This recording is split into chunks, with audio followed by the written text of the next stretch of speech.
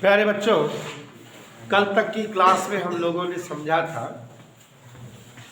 विकिरण विधि, radiation method से जो ऊष्मा प्राप्त होती है, heat gained by radiation method, विकिरण विधि से प्राप्त ऊष्मा ऊष्मीय विकिरण, रेडिएटेड हीट कहलाती है। जैसे अगर कहीं अलाव जल रहा है, ताप वहाँ बहुत ज़्यादा है, तो वहाँ से ऊष्मा वातावरण में उत्सर्जित होती रहेगी या फेंकी जाती रहेगी, और उस ऊष्मा को आप दूर से बिना किसी मीडियम के, बिना किसी माध्यम के पा जाते हो।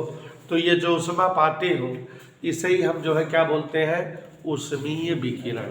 ठीक है, आप सभी बच्चों को पढ़ाया हुआ है कि अगर ऊष्मीय विकिरण किसी सतह पर आपतित होता है तो वहाँ कुल कितनी घटनाएं होती हैं। आपको समझाए थे, when heat incident over any surface then there will be three events।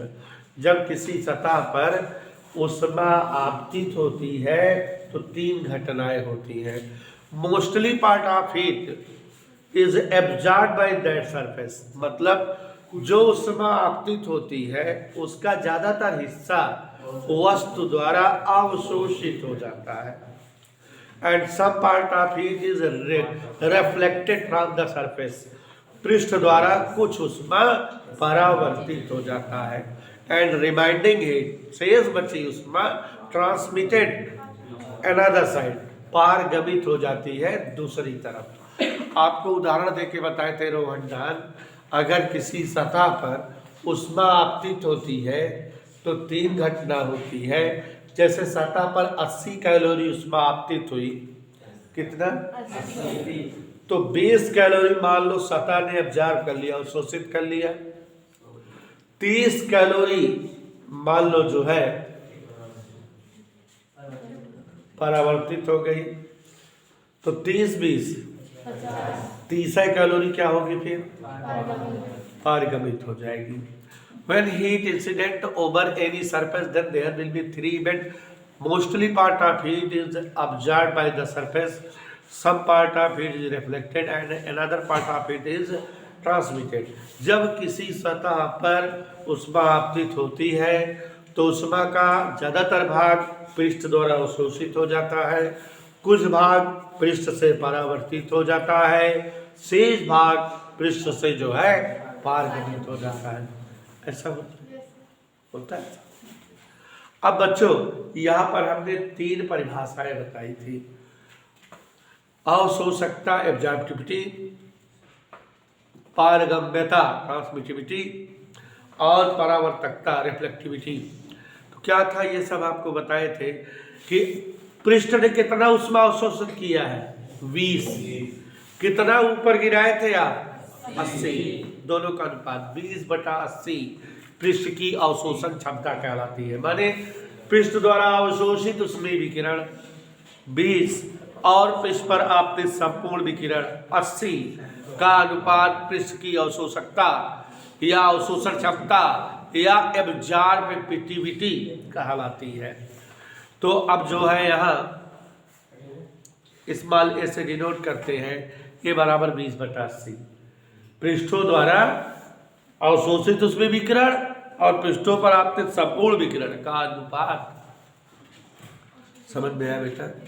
फिर दूसरा बताए थे हमेशा बेटा कि पृष्ठ द्वारा परावर्तित उसमें विकिरण माने 30 और पृष्ठ पर आपतित संपूर्ण उसमें विकिरण माने 80, इन दोनों का अनुपात 30/80 परावर्तकता या परावर्तन क्षमता कहलाती है, रिफ्लेक्टिविटी।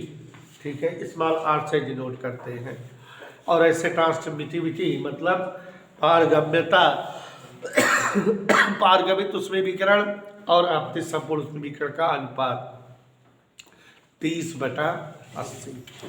यहाँ पर एक और चीज बताए थे बेटा रोहन कि तीनों क्षमताओं को जोड़ दो, A + R + T तो 1 आता है। तो ये एक नियम बता दिए थे कि तीनों क्षमताओं का योग हमेशा 1 होता है, 1 माने 100%। अगर कोई एक क्षमता बढ़ती तो इसका मतलब शेष दोनों क्षमताएं, माने कोई पृष्ठ अच्छा अवशोषक है, मतलब ज्यादा अवशोषित करता है, तो इसका मतलब वो परावर्तित कम करता होगा, बुरा परावर्तक। यही समझ में आई थी बात ना, कि जो पृष्ठ अच्छे अवशोषक होते हैं वे बुरे परावर्तक, और जो अच्छे परावर्तक होते हैं वे बुरे अवशोषक। यहाँ उन्हें बेटा हम लोगों ने कई सारे कारण बताओ क्वेश्चन इस टॉपिक पर पढ़े थे। उसके बाद बच्चों रोहन एक शब्द बताया था ब्लैक बॉडी, आदर्श किस्म का ब्लैक बॉडी, ऐसी कोई वस्तु जो अपने तल पर आपतित संपूर्ण उष्मी विकिरण को पूर्णतया अवशोषित कर ले। ऐसी कोई भी वस्तु जो अपनी सतह पर आपतित संपूर्ण उष्मी विकिरण को पूर्ण रूप से अवशोषित कर ले, 100% अवशोषित कर ले, उसे यह आदर्श किस्मिका या ब्लैक बॉडी कहते हैं। माने अगर किसी पृष्ठ पर उष्मा आपतित कराओ और वहां केवल और केवल अवशोषण पूरी खा जाए, तो ऐसी वस्तुएं ब्लैक बॉडी या आदर्श किस्मिका कहलाती है। दुनिया में ऐसी हालांकि अभी 100% अवशोषक कोई है नहीं, लेकिन काजल को हम लोग जो है अवशोषक मानते हैं। 99% अवशोषक होती है ये। और आपको बताए थे कि आजकल का प्लेटिनम की राख 100% अवशोषक हो जाती है, 99.9% अवशोषक है। ठीक है, तो इस तरह से बच्चों हम लोग जो है आदर्श किस्मिका पढ़े थे। एक और शब्द पढ़ाया था मैंने, उत्सर्जक क्षमता या उत्सर्जकता। किसी पृष्ठ के एकांक क्षेत्रफल से प्रति सेकंड उत्सर्जित उष्मी विकिरण को उत्सर्जक क्षमता या उत्सर्जकता कहते हैं। अब बच्चों इन सभी टॉपिकों पर मैं आपको ले चल रहा हूँ 1 2 3 4 नियम बताने। How many? पहले एक साइंटिस्ट है किरचॉफ। देखो बेटा किरचॉफ को यहाँ पढ़ रहे हो आप रेडिएशन में, माने विकिरण वाले चैप्टर में। किरचॉफ आपको जो 12th की क्लास में जाओगे आप तो आपको किरचॉफ चाचा मिलेंगे अंतिम लेसन विद्युत का व्हीटस्टोन सेतु परिपथ में। वहाँ किरचॉफ ने 2 नियम दिया है, यहाँ भी 2 नियम दिया, लेकिन हम लोगों को पढ़ना एक ही है। ठीक है, पहले एक चैप्टर होता था उसमें विकिरण अलग से होता था, तो उसमें बहुत डिटेल में बहुत सारी हेडिंग्स ये सब बहुत डिटेल में पढ़ी जाती थी, लेकिन अब बस इनका नाम जानना जरूरी है क्योंकि इन पर सवालें लगती हैं, इस सूत्र पर, इस सूत्र पर, इस सूत्र पर, इस सूत्र पर, न्यूमेरिकल। तो देखो जरा आपको समझा रहा हूं भाई के मौर्य, किरचॉफ का विकिरण संबंधित नियम, Kirchhoff law for radiation. Kirchhoff 2 जगह नियम दिए हैं, Kirchhoff law for radiation, Kirchhoff law for electric circuit, विद्युत परिपथ के लिए नियम। तो यहाँ विद्युत परिपथ नहीं है, 12th में पढ़ोगे। तो किरचॉफ लॉ फॉर रेडिएशन क्या है? अगर ये कोई पृष्ठ है,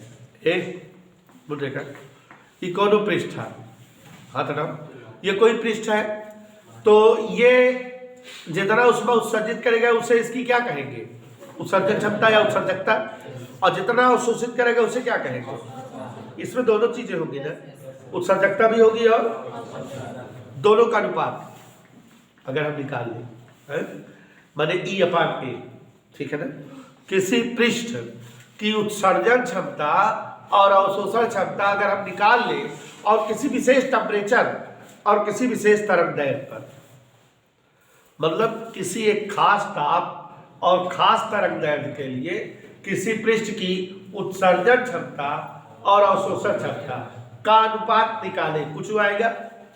अब आप कोई एक दूसरी वस्तु लो, ललका ही रही करिया ही ले ली, और उसी ताप और उसी तरंगदैर्घ्य के लिए इसकी उत्सर्जन क्षमता और इसकी अवशोषण क्षमता का अनुपात निकालो।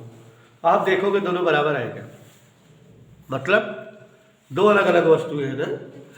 तो साइंटिस्ट किरचॉफ ने ये प्रैक्टिकल करके देखा कि एक समान ताप सेम होना चाहिए, जितना ताप मैकेनिकल उतने ताप, और एक समान तरंगदैर्घ्य वेवलेंथ, समान वेवलेंथ और समान टेम्परेचर के लिए किसी वस्तु की उत्सर्जकता E, अवशोषकता A का अनुपात, चाहे जय वस्तु हो, सबके लिए ये अनुपात बराबर आता है। और ये अनुपात अगर हम आदर्श कृष्णिका ब्लैक बॉडी ले लें, उसकी उत्सर्जन क्षमता निकालें तो उसके बराबर आता है। तो देखो जरा, कोई एक वस्तु है, उसका जो है लेम्डा तरंगदैर्घ्य और ताप पर उत्सर्जन क्षमता कितनी होगी उसकी E, और अवशोषण क्षमता, दोनों का अनुपात निकाले। कोई दूसरी वस्तु की उत्सर्जन क्षमता E' मान लीजिए, अवशोषण क्षमता, दोनों का अनुपात निकाले। तीसरी वस्तु के लिए निकाले, हम क्या पाएंगे सबका मान बराबर। अब किसके बराबर पाएंगे? आदर्श कृष्णिका की उत्सर्जन क्षमता के बराबर, उसी तरंगदैर्घ्य और उसी ताप पर। इसी को कौन सा नियम कहते हैं? किरचॉफ का विकिरण संबंधित नियम। एक बार हम बोलते कैसे है, सुनो। किसी निश्चित ताप पर, आप फिक्स सुनना है, किसी निश्चित ताप व किसी विशेष तरंगदैर्घ्य हेतु पृष्ठों की, माने कई सारे पृष्ठों, उत्सर्जन क्षमता और अवशोषण क्षमता का अनुपात समान होता है और इसका मान उसी तरंगदैर्घ्य और उसी प्रकाश के लिए, उसी ताप के लिए आदर्श कृष्णिका की उत्सर्जन क्षमता के समान होगा। समझ है? क्या बोले? एक बार फिर से बोल रहे हैं लोग ना।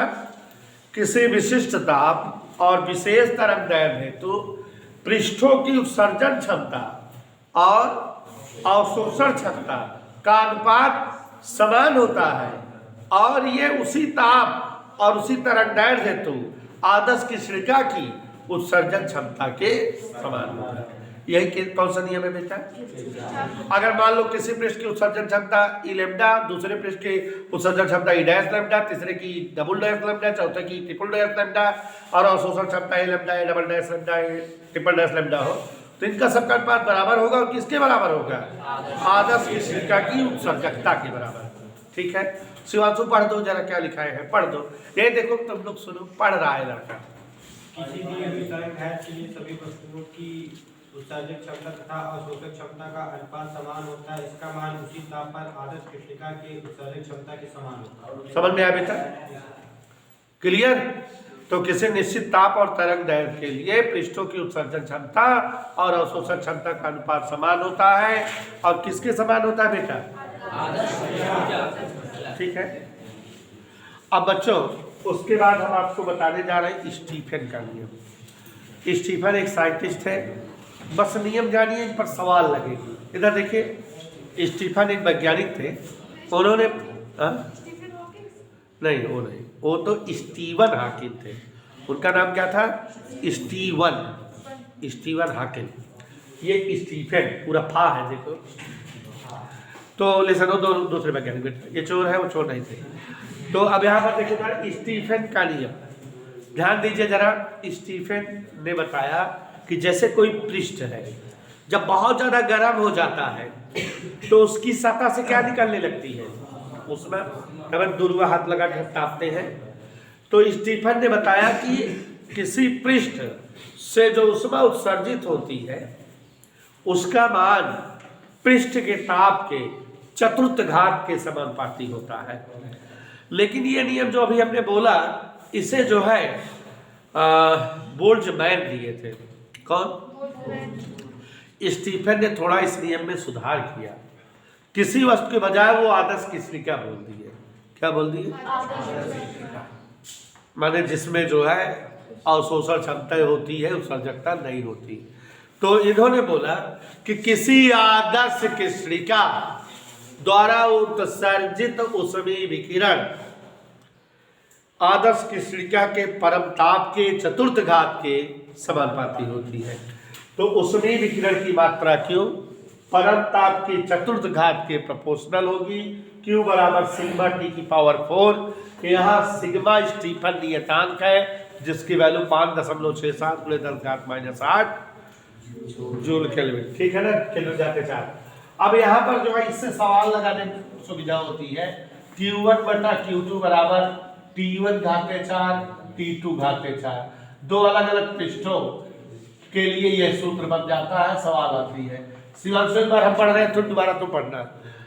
किसी आदर्श कृष्णिका, पहले कौन नियम दिया था इसको? बोल्ट्जमैन ने दिया था। आदर्श कृष्णिका नाम नहीं लिया था, उन्होंने वस्तु नाम लिया था कि किसी वस्तु के प्रति एकांक क्षेत्रफल से प्रति सेकंड उत्सर्जित ऊष्मीय विकिरण की मात्रा उस वस्तु के परमताप के चतुर्थ घात के समानुपाती होती है। लेकिन किरचॉफ ने क्या बोला, और ये स्टीफन ने, कि किसी आदर्श कृष्णिका द्वारा उत्सर्जित ऊष्मीय विकिरण उसके परमताप के चतुर्थ घात के समानुपाती होती है। मतलब क्या बोला बेटा? Total radiated heat for any black body is directly proportional to the fourth power of Kelvin temperature. ठीक है, तो पढ़ दो शिवांशु, देखो क्या लिखा है। किसी आदर्श कृष्णिका के एकाग्र पृष्ठीय क्षेत्रफल से प्रति सेकंड उत्सर्जित होने वाली विकिरण ऊर्जा उसके परम ताप के चतुर्थ घात के समानुपाती होता है। याद रहेगा बेटा, वस्तु के बजाय इन्होंने क्या ले लिया, ब्लैक बॉडी। किसी आदर्श कृष्णिका के प्रति एकाग्र क्षेत्रफल से प्रति सेकंड उत्सर्जित उसमें विकिरण की मात्रा उस कृष्णिका के परम ताप के चतुर्थ घात के समानुपाती होती है। और इसका मान क्या होता है, स्टीफन नियतांक का 5.67 जूल प्रति केल्विन घाते 4। उसके बाद बेटा न्यूटन शीतलन नियम, न्यूटन से फ्रीजिंग ला। न्यूटन हर जगह पहुंचा रहा, देखा प्रकाश में रहा, यांत्रिकी में रहा, उष्मम बल के बाद हर जगह। आप बताओ यांत्रिकी में थे कि नहीं न्यूटन के गतिशील नियम? हाँ, गतिशील नियम वो पढ़े थे कि नहीं? प्रकाशों में न्यूटन का सूत्र पढ़ा था, जो न्यूटन सलाह न्यूटन सूत्र, यो पहुंच गए उष्मम। तो न्यूटन साहब एक ऐसे व्यक्तित्व थे जो हर जगह पहुंच जाते थे, और इनके हर जगह नियम ठंडा कर दिया। देखो न्यूटन का शीतलन नियम, कूलिंग लॉ ऑफ न्यूटन या फ्रीजिंग लॉ ऑफ न्यूटन, आपको समझा दे रहा हूं तो याद हो जाएगा। क्या कर दे रहा हूं? और आप लोग ये चीज खुद सोचो कि आप लोग इस चीज को जानते थे, लेकिन आप लोगों ने कोई नियम नहीं बना पाए। सुनो, देखो बेटा, अगर अभी गर्मी का मौसम हो, ध्यान से सुनो, नियम समझा रहा हूँ। हमको क्या लिखा कर आगे बढ़ जाते हैं, मेडिकल कराने लगते, लेकिन नहीं, मैं चाहता हूँ मेरे बच्चों को मेरी ही तरह रटा रहे, वैसे मुझे रटा रहते वैसे आप लोग भी रटा रहे, बोले ना। तो इसको ऐसे ध्यान से ना, जैसे गर्मी का मौसम होता है, कहाँ अगर जो है चाय बना के रख दो या गर्म पानी रख दो तो काफी देर तक पड़ा रहता है, तब भी वो गर्म ही बना रहता है गर्मी में। अगर जो है चाय बना के रखो तो वो देर तक गर्म रहती है, जल्दी ठंडी नहीं होती, देर तक गर्म बनी रहती कि नहीं। लेकिन उन्हें बेटा, अगर ठंडी में चाय बनाओ, छान करके जैसे रखोगे 1-2 मिनट बाद एकदम ठंडी हो जाती है। देखा है कभी आपने? तो शॉर्टकट में समझो कि वस्तुएं ठंडी में ज्यादा ठंडी होती हैं, तेजी से ठंडी हो जाती है। ठंडी के मौसम में वस्तुएं तेजी से जल्दबाजी में ठंडी हो जाती है। तो तेजी से ठंडी हो जाती है, जल्दबाजी में ठंडी हो जाती है। गर्मी ठंडी मौसम में, इसको हम और शार्ट कर रहे हैं।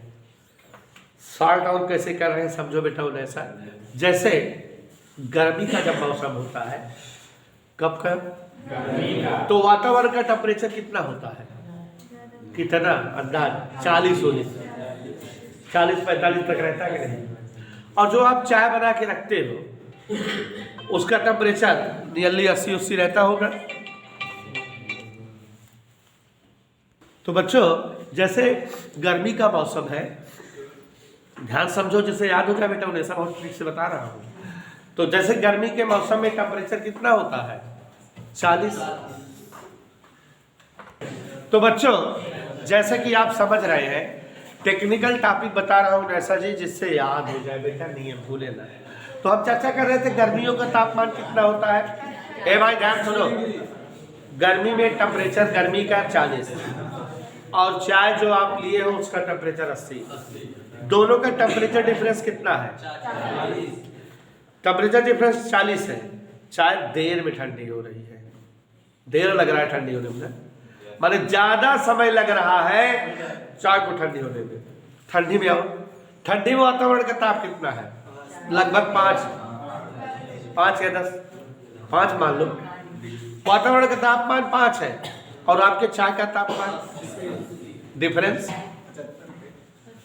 अब डिफरेंस कितना हो गया दोनों के बीच के ताप का? डिफरेंस पूछ रहा हूं, वस्तु के ताप और वातावरण के ताप का अंतर तो 75 है ना। तो वस्तु और वातावरण के ताप का अंतर बढ़ गया कि नहीं? इसलिए वो तेजी से ठंडी होने लगी कि नहीं? तो अब इसको थोड़ा सा नियम के रूप में बोल दिया न्यूटन ने कि किसी वस्तु के ठंडे होने की दर वस्तु और वातावरण के मध्य के तापांतर पर डिपेंड करती है। तापांतर गर्मियों में कम था, 40 था, तो वस्तु को ठंडे होने में ज्यादा समय लग रहा था, और तापांतर ज्यादा था तो वस्तु को ठंडे होने में, ठीक है। तो यही देखो कि वस्तुओं के ठंडे होने की दर dQ/dt, ठंडे होने की दर माइनस है माने कम होने की, वस्तु एवं वातावरण के तापांतर के समानुपाती होती है। याद रहेगा। तो वस्तुओं के ठंडे होने की दर वस्तु और वातावरण के तापांतर के समानुपाती। इधर क्लियर बेटा, बात समझ में आई? तापांतर ज्यादा है तो वस्तु ज्यादा तेज ठंडी हुई, तापांतर कम है तो वस्तु कम तेज ठंडी हुई। इसको न्यूटन ने बोला इसलिए नियम हो गया, जबकि ये तो लॉजिक है तो होगा ही। तो याद हो गया कि नहीं? चाय के उदाहरण से याद हो गया, वस्तु के ठंडे होने की dQ/dt माइनस लगा दिए, मैंने ठंडा हो रहा है, कब हो रहा है? हमेशा वस्तु एवं वातावरण के मध्य के तापांतर के समानुपाती। यहाँ T क्या है? वस्तु का तापमान। T0 क्या है? वातावरण का तापमान। तो वस्तु और वातावरण के तापांतर के समानुपाती होती है। इसे न्यूटन फ्रीजिंग लॉ समझ में हो गया। तो वस्तुओं के ठंडे होने की दर, rate of cooling of anybody is directly proportional to the difference of temperature for atmosphere and the body. वस्तु और वातावरण के मध्य के तापांतर के समानुपाती होती है वस्तुओं के ठंडे होने की दर। यहाँ तक समझ में आ गया बेटा? बीज करिए। हमने बताया बेटा अभी थोड़ी देर पहले कि जैसे आप चैप्टर पढ़ रहे हो उष्मा स्थानांतरण, पहले इस चैप्टर में 3 चैप्टर पढ़ने को मिलते थे, उष्मा चालन, उष्मा संवहन, उष्मा विकिरण, अलग अलग रहते थे। तो जो विकिरण वाला रहता था उसमें कई सारी हेडिंग रहती थी, जैसे प्रिंगहाइम ल्यूमन का प्रयोग वगैरह रहता था, अब नहीं है। एक छोटा सा नियम है कि जैसे कोई पृष्ठ है, ध्यान से सुनना है, मजेदार बात बता रहा हूँ। जैसे कोई पृष्ठ है, उसको जब गर्म करते हैं तो उससे क्या निकलता है? बहुत मजेदार बात बता रहा हूँ बेटा, अभी याद हो जाएगा। कोई पृष्ठ है स्क्वायर, उसको अगर गर्म करते हैं तो उससे क्या निकलती है? उष्मा। उसमें विकिरण माने प्रकाश निकलता है। तो जब जो है वस्तु बहुत गर्म होती है, एकदम रक्त तप्त लाल, तो वस्तु से उष्मा निकलती है। और ज़्यादा जब वस्तु गर्म हो जाती है तो धीरे धीरे जो है सफ़ेद हो जाती है। जैसे फिलामेंट है, पहले रक्त तप्त होता है, उष्मा निकलती है, और गर्म हो जाता है तो जो और उष्मा निकलती है, तब वहाँ ताप जो है धीरे धीरे चेंज होते हुए ब्लू होते होते वाइट हो जाता है। ऐसा होता है कि नहीं? अब आप जानते हो कि जो तरंग दैर्घ्य होती है प्रकाश की, तरंग दैर्घ्य वेवलेंथ, वो बेटा V से R की ओर बढ़ती है। VI BGY OR ऐसे आप पढ़े होंगे। सबसे कम तरंग दैर्घ्य वायलेट की होती है और सबसे ज्यादा तरंग दैर्घ्य लाल प्रकाश की। तो जब जो है वस्तु कम गर्म है तो रक्त तप्त है, तो उसमें विकिरण निकल रही है, लाल है वस्तु। लेकिन जब और ज्यादा गर्म कर देते हो तो फिर किसी दूसरे रंग का प्रकाश निकलने लगता है, और वो प्रकाश जब लाल नहीं तो इसका मतलब इधर वाला होगा, माने तरंग दैर्घ्य घटने लगती है। तो शॉर्टकट में घुमा के बोल सकते हो कि वस्तुओं द्वारा उत्सर्जित ऊष्मी विकिरण, किसी भी वस्तु के द्वारा उत्सर्जित ऊष्मी विकिरण की जो तरंग दैर्घ्य होती है उसके ताप के व्युत्क्रम अनुपाती होती है। जब वस्तु कम ताप पर होती है तो ज्यादा तरंग दैर्घ्य का प्रकाश निकलता है, और जब वस्तु जो है ज्यादा ताप पर होती है तो कम तरंग दैर्घ्य का प्रकाश निकलता है। माने तरंग दैर्घ्य और ताप आपस में क्या होते हैं? व्युत्क्रम अनुपाती। Lambda proportional 1/T, lambda into T बराबर B, ऐसे बना है।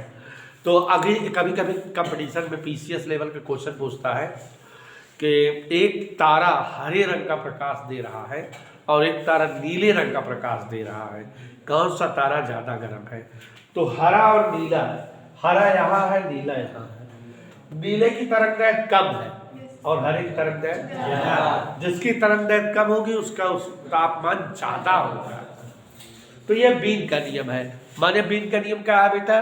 किसी पृष्ठ से उत्सर्जित ऊष्मी विकिरण की तरंग दैर्घ्य उसके ताप के व्युत्क्रम अनुपाती होती है, या उल्टा बोल दिया जाता है ऐसा कि किसी पृष्ठ से उत्सर्जित ऊष्मी विकिरण की तरंग दैर्घ्य और ताप का गुणनफल नियतांक होता है।